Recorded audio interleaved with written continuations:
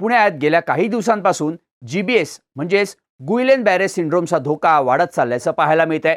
पुण्यात जीबीएसच्या रुग्णांचा आकडा हा आता 74 वर गेलाय। अशातच आता जीबीएसमुळे पुण्यातल्या सीए असलेल्या एका तरुणाचा मृत्यू झाल्याचं समोर आलंय। धायरी इथे राहणाऱ्या सोलापुरातील तरुणाचा शनिवारी या आजारामुळे मृत्यू झालाय। जीबीएसमुळे मृत्यू झाल्याची ही पुण्यातली पहिलीच घटना असल्यामुळे पुणे आणि राज्यातील आरोग्य व्यवस्था सध्या अलर्ट मोडवर आल्यात। नागरिकांनाही सतर्क राहण्याचा इशारा दिला जातोय। दूषित पाणी आणि अन्नामुळे हा आजार होत असल्याचं डॉक्टरांकडून सांगण्यात आलंय। या आजाराची लक्षणं, त्यावरचे उपचार याबाबतही माहिती दिली जाते।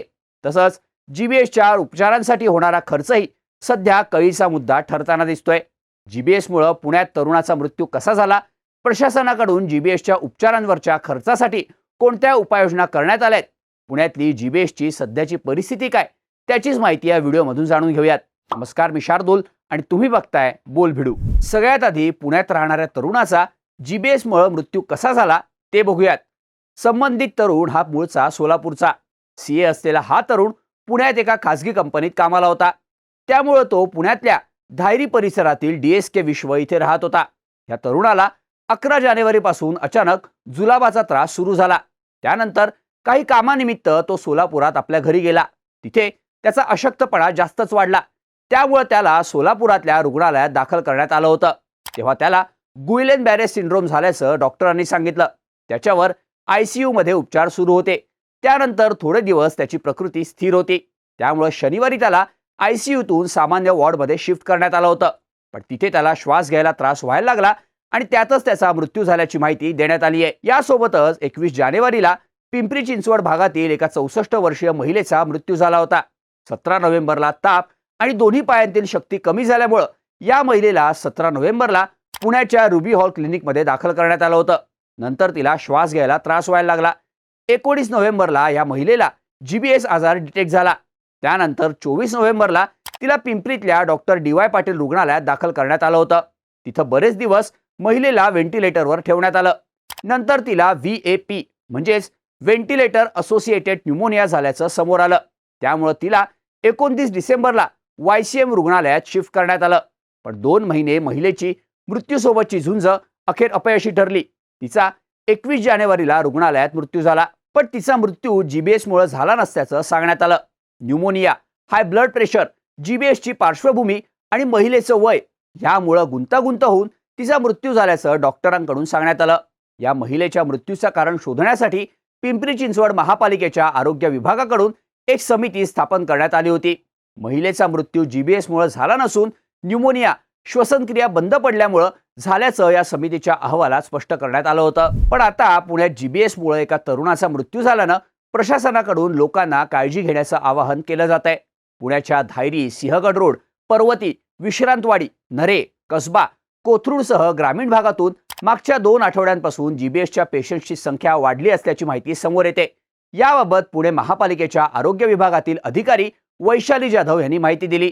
पुणे शहर तसंच जिल्ह्याच्या विविध भागांमध्ये हे रुग्ण आढळलेत। यातील बऱ्याच जणांवर आयसीयू मध्ये उपचार सुरू आहेत। पेशंट एकाच ठिकाणचे नसल्यानं यामागची नेमकी कारणं सांगता येत नाहीत। पण यासाठी तज्ज्ञांच्या समितीची स्थापना करून अभ्यास केला जात असल्याचं जाधव यांनी सांगितलं। तसंच जीबीएसचे बहुतांश रुग्ण हे सिंहगड रोडवरील असून यापैकी काही रुग्णांना दूषित पाणी प्यायल्यानं उलट्या आणि जुलाब होत असल्याचा त्रास आहे। त्यानंतर त्यांना जीबीएसची लक्षणं दिसून आली आहेत। हे रुग्ण मुठा नदीकाठच्या भागातील आहेत, असं पुणे महापालिकेच्या आरोग्य अधिकारी डॉक्टर नीना बोराडे यांच्याकडून सांगण्यात आलंय। आता गुइलेन बॅरे सिंड्रोम म्हणजे नक्की काय, तो कशामुळे होतो, त्याची लक्षणं काय, त्यावरचे उपचार काय, याबाबत बोल भिडून स्वतंत्र व्हिडिओ केलाय। तो तुम्ही बघू शकता। आता आपण जीबीएस रुग्णांची सध्याची पुण्यातली स्थिती काय ते बघूयात। आतापर्यंत पुण्यात जीबीएसचे 74 रुग्ण आढळले असून त्यातले 14 रुग्ण व्हेंटिलेटरवर असून 5 रुग्णांना डिस्चार्ज मिळणार असल्याची माहिती मिळते। या रुग्णांपैकी 44 रुग्ण ग्रामीण पुण्यातून, 11 रुग्ण पुणे महापालिका क्षेत्रातून तर 15 रुग्ण पिंपरी चिंचवड महापालिका क्षेत्रात राहणार आहेत।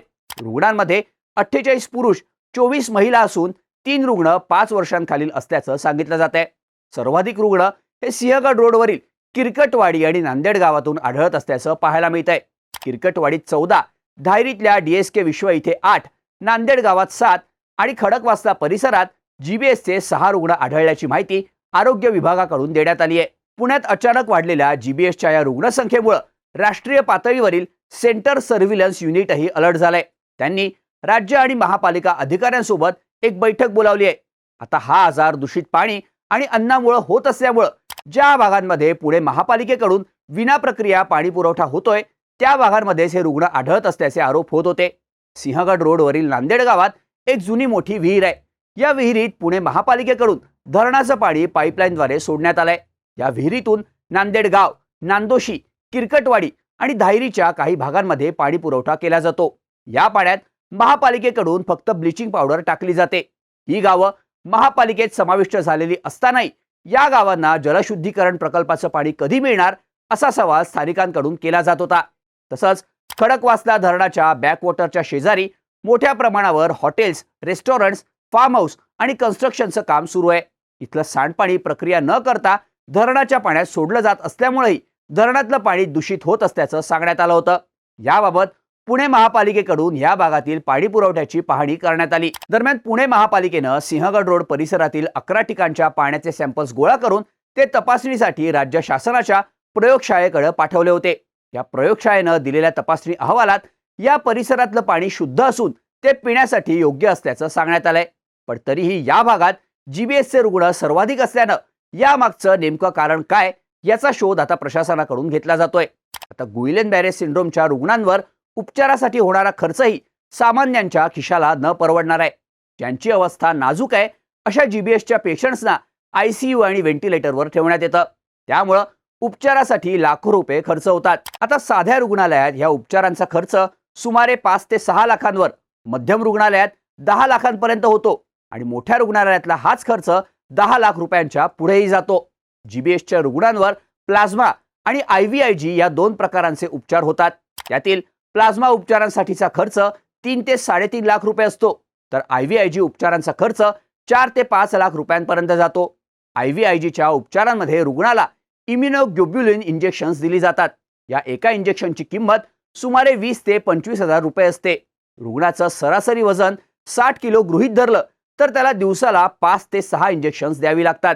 त्यामुळं एका दिवसाचा इंजेक्शनचा खर्चच लाखांच्या घरात जातो. यामुळं या आजाराचे उपचार सर्वसामान्यांना परवडणारे नाहीत. महात्मा फुले जन आरोग्य योजनेतून जीबीएसच्या रुग्णांवर 2 लाख रुपयांपर्यंतचे उपचार मोफत होत असतात. या आजाराच्या उपचारांचा खर्च जास्त असल्यानं 2 लाखांवरील खर्च कुठून करायचा असा प्रश्न विचारला जात होता. तसंच जीबीएसच्या रुग्णांवर मोफत उपचार केले जावेत अशी मागणीही नागरिकांकडून करण्यात येत होती. याचबाबत आता राज्य सरकारकडून मोठा निर्णय घेण्यात आलाय. पुणे महापालिकेच्या कमला नेहरू रुग्णालयात जीबीएसवरचे उपचार मोफत करण्यात येणार असल्याची घोषणा उपमुख्यमंत्री आणि पुण्याचे पालकमंत्री अजित पवार यांच्याकडून करण्यात आली आहे. त्यामुळे रुग्णांच्या नातेवाईकांना दिलासा मिळालाय. कमला नेहरू रुग्णालयात 50 सामान्य बेड आणि 15 ICU युनिट्स जीबीएसच्या रुग्णांसाठी आरक्षित करण्यात आली आहेत. याशिवाय ज्या खासगी रुग्णालयांमध्ये जीबीएसचे रुग्ण आहेत त्यावरही महापालिकेचे लक्ष असणार आहे. संबंधित रुग्णालयात महापालिकेकडून मेडिकल ऑफिसर्सची नियुक्ती केली जाणार आहे. जीबीएसचे रुग्ण दाखल असलेल्या Navale hospital, Poona hospital, Bharati hospital, Dinanath Mangeshkar hospital अशा हॉस्पिटल्समध्ये रुग्णांना किती बिल आकारलं जातं यावर हे मेडिकल ऑफिसर्स लक्ष ठेवणार आहेत. रुग्णांकडून जास्तीचे पैसे घेतल्यास त्यांच्यावर कारवाई होणार असल्याचंही सांगितलं जात आहे. तसंच उघड्यावरचे पदार्थ खाऊ नयेत आणि पाणी उकळून पिण्याचा सल्लाही प्रशासनाकडून देण्यात आला असून काळजी घेण्याचं आवाहनही करण्यात आलंय. त्यामुळे गुइलेन बॅरे सिंड्रोमचा हा वाढता धोका लक्षात घेऊन प्रशासनही त्यावर गांभीर्यानं उपाययोजना करत असल्याचं पाहायला मिळत आहे. या रोगाची कोणतीही लक्षणं आढळल्यास घाबरून जायचं कारण नसून तातडीनं उपचार घेण्याचा सल्ला दिला जातोय. या सगळ्याबाबत तुम्हाला काय वाटतं याबद्दलच्या तुमच्या प्रतिक्रिया आम्हाला कमेंट करून नक्की सांगा आणि अशाच माहितीपूर्ण व्हिडिओसाठी बोल भिडूच्या YouTube चॅनलला सबस्क्राईब करायला विसरू नका.